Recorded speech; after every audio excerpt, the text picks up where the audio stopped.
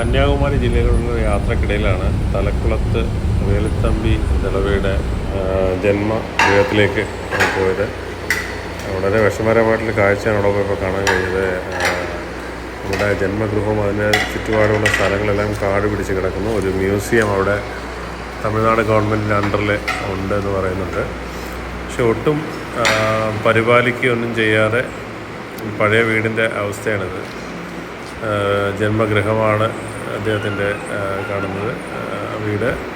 അപ്പോൾ ഒരു മ്യൂസിയമായിട്ടാണ് ഉപയോഗിക്കുന്നത്. അതിൻ്റെ തൊട്ടടുത്ത് തന്നെ ഒരു വലിയ അദ്ദേഹത്തിൻ്റെ സ്റ്റാച്ചു വെച്ചിട്ടുണ്ട്.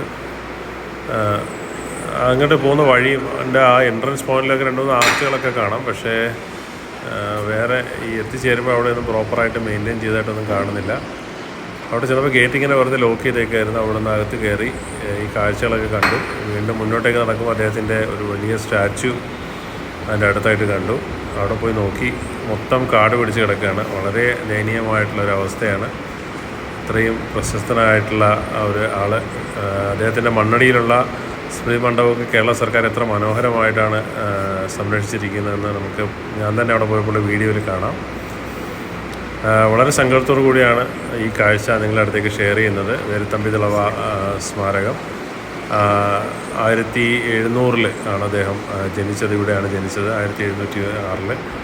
ആ സ്ഥലമാണിത്. ഇവിടെ ഒരു സ്മാരകമുണ്ട്. ആ ഒരു പ്രതിമയിലൊരു മാല ഇട്ടിരിക്കുന്നത് കാണാം. പണ്ടെങ്ങനോ ഇട്ടതാണ്. ഒരു വിളക്കുണ്ട്. ചുറ്റും എല്ലാം കാടാണ് കാണുന്നത്. അപ്പോൾ തീർച്ചയായിട്ടും ഗവൺമെൻറ് ഒരു ഇനീഷ്യേറ്റീവ് എടുത്ത് ഇത്രയും പ്രഗത്ഭനായിട്ടുള്ള തമിഴ്നാട് ഗവൺമെൻറ് ഇനീഷ്യേറ്റീവ് എടുത്ത് അദ്ദേഹത്തിന് എന്തെങ്കിലും ഒരു അദ്ദേഹത്തിൻ്റെ ഈ സ്മാരകത്തിന് എന്തെല്ലാം കാര്യങ്ങൾ ചെയ്യട്ടെ എന്ന് നമുക്ക് പ്രത്യാശിക്കാം. അവിടെ നിന്ന് മുന്നോട്ടേക്കുള്ള യാത്ര തുടങ്ങുകയാണ്. ഈ ഒരു കാഴ്ച കണ്ടപ്പോൾ നിങ്ങളുടെ അടുത്തേക്ക് ഷെയർ ചെയ്തതാണ്. Thanks for watching the video.